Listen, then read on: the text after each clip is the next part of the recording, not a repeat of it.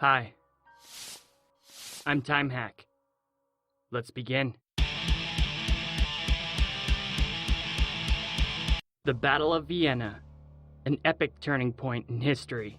The conflict took place in the Holy Roman Empire, modern-day Austria, on September 11th and 12th, 1683. This incredibly important battle would see two commanders face off against one another for the future of Europe. And only one can be declared ultimate commander. Leading the Christian coalition was King John III Sobieski. His opponent was Grand Vizier Kara Mustafa Pasha, representing the best military force in the Ottoman Empire. The great city of Vienna had been besieged by Ottomans for 2 months prior to the battle, and things looked grim for the defenders of the city, until the arrival of King John III Sobieski and his mighty allied army. It marked the first time in history the Holy Roman Empire and Poland had worked together to stop the invading Ottomans. Mustafa was born in 1634 CE in the city of Marizaphon and was of Albanian descent. Through marriage, he was inducted into the opulent and powerful Kapulu family. Through competence and ruthlessness, he rose to the ranks and had many important government positions, including becoming the governor of the city of Silistria. Mustafa's brother-in-law was Grand Vizier before him, and during that time he eventually served as his brother's deputy, standing in for him when he was away from the court. When his brother-in-law died, Mustafa became the new Grand Vizier, making him the second most powerful man in the Ottoman Empire, and answering only to the Sultan himself. Mustafa had a lot of experience commanding soldiers, and was successful at pushing into Eastern Europe, adding the province of Podolia to the empire. Mustafa's legacy was rising, and nothing seemed to be able to stop it. Sobieski was born August 17, 1629, to a noble family in the small town of Olesko in Poland. He was extremely well educated and traveled abroad for 2 years in Western Europe. Sobieski's traveling was cut short when he was notified of the king's death in Poland, and that there was an uprising causing unrest in his homeland. After volunteering for the military, he helped suppress the uprising and went on to prove himself a formidable leader of men, taking part in many battles. Afterward, Sobieski was appointed a diplomat, and at one point traveled to the Ottoman Empire, where he studied their language, culture, and military tactics. Later, he fought in the Swedish invasion of Poland known as the Deluge. Sobieski was eventually appointed as deputy and made many changes and reformations to the Polish military. He remained loyal to the king during the Lubomirski Rebellion, and later was given the title Marshal of the Crown, an extremely prestigious rank. Sobieski fought in many more conflicts, eventually coming to command the entire Polish military. He beat back a Tatar invasion and came to blows with the Ottomans as well.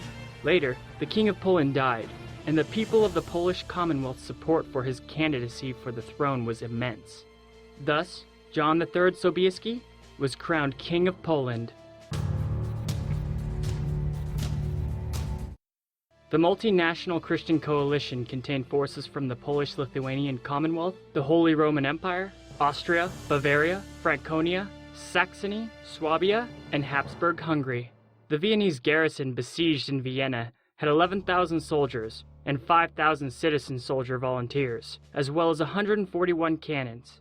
Sobieski's relief force had 47,000 Germans of mixed nations, as well as Austrians with 112 cannons, and 27,000 Poles who had 28 cannons. The coalition's total force was 90,000 men strong.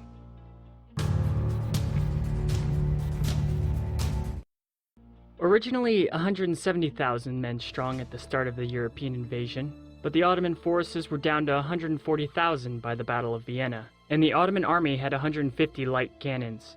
Though true estimate is unknown, as sources vary, Ottoman numbers during the battle go from as low as 90,000 to a ridiculous 300,000. But most historians agree that 140,000 is the most accurate number of troops during the time of the battle. So it was that the Christian coalition's army of 90,000 men would battle it out at Vienna against the larger 140,000 man strong Ottoman army. Two commanders, Grand Vizier Mustafa versus King Sobieski. Time to battle. A critical mistake the Ottomans made was to allow the coalition to cross the Danube River Bridge unopposed. Whether through incompetence or betrayal of Tatar allies, Sobieski met no resistance. The Christian coalition moved as fast as possible to stop the Ottoman siege, because if the invaders took the city, it would be the coalition that would have to siege it, and that would most assuredly lead to defeat. Grand Vizier Mustafa split his army and continued the siege instead of forming up his whole army to battle the Christians, keeping his elite soldiers in reserve for the storming of Vienna. Mustafa might have done this because he thought the city was soon to fall, or to not allow the Viennese defenders to attack him in the rear. Either or it doesn't make much sense tactically, because he could have just left small token forces at the gates of the city to keep the defenders pressed, but he didn't. Either way, Mustafa was now fighting a battle on two fronts, ignoring the advice of his officers to break the siege and focus the army as a whole against the attackers. Mustafa remained solely focused on the siege, sending less than half of his army to go confront Sobieski with only 6 light cannons, but also a formidable 22,000 cavalry.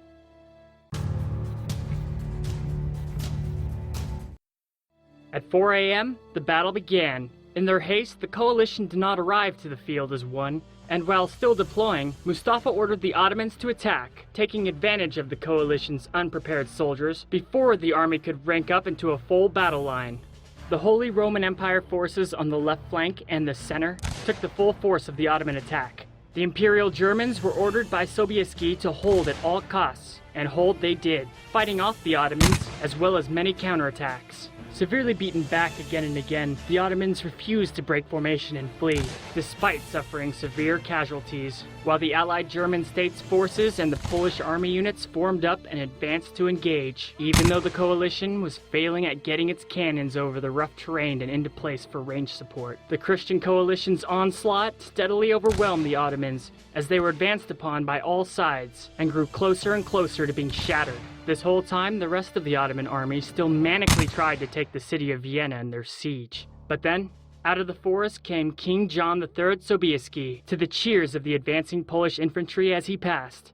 The king was at the head of the legendary Polish Winged Hussars, one of the most deadly cavalry units in history. They eviscerated the Ottoman cavalry and struck like a hammer into the Ottoman battle line, while the Poles, Saxons, Bavarians, Austrians, and Holy Roman Empire forces pushed forward steadily as one.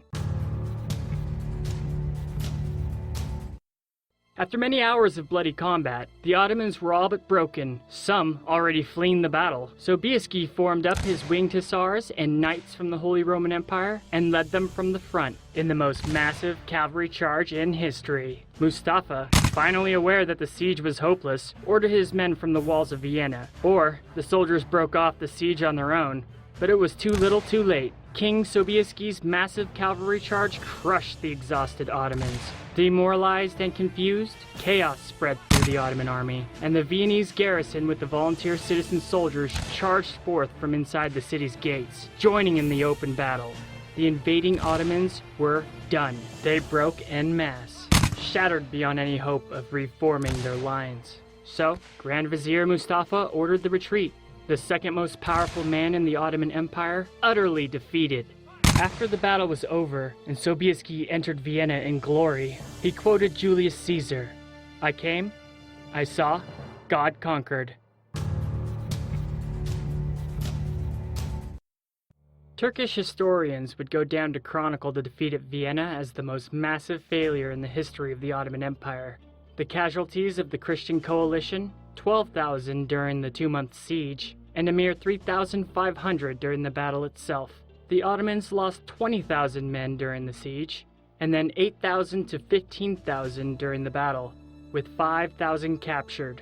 Grand Vizier Mustafa was executed for his failure by strangulation. The battle marked the end of the Ottoman Empire's expansion into Europe and the beginning of their decline. The empire would limp on a few more centuries until it was finally dissolved after World War I.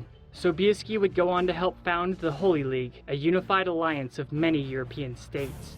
Centuries of keeping Islam barely at bay was at an end, and the always looming shadow of the destruction of the Christian nations finally banished. Sobieski would go on to be remembered as one of Poland's greatest kings in history, and that is why King John III Sobieski is the ultimate commander.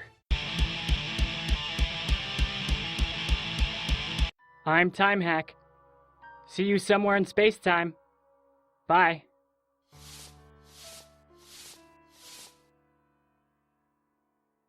Bada bing, bada boom, bada bing, bom boom.